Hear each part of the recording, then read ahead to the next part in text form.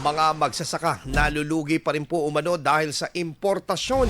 Para sa detalye ng balitang yan, kasama natin Idol Matthew Pacheco. 104.7 IFM. Report! Hindi pa rin mapigilan o masawata ang lugi na nararanasan ng ilang magsasaka. Ito ay dahil sa importasyon at pagpapababa ng taripa. Ayon kay Samahan ng Industriya ng Agrikultura o SINAG Chairman Engineer Rosendo So, nakadagdag din ang mataas na production cost. International price from $600 per metric tons.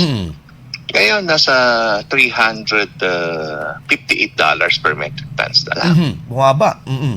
Ang laki ng binaba, no? And yung tariff natin na last year from 35%, binaba nila ng 15%.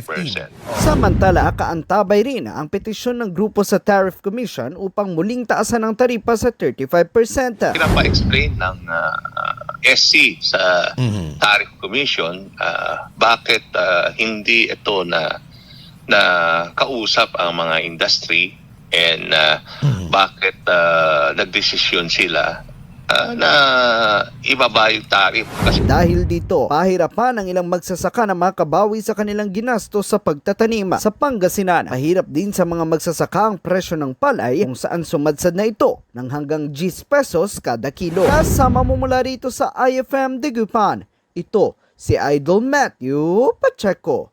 Tatak IFM. IFM News. IFM News. IFM News.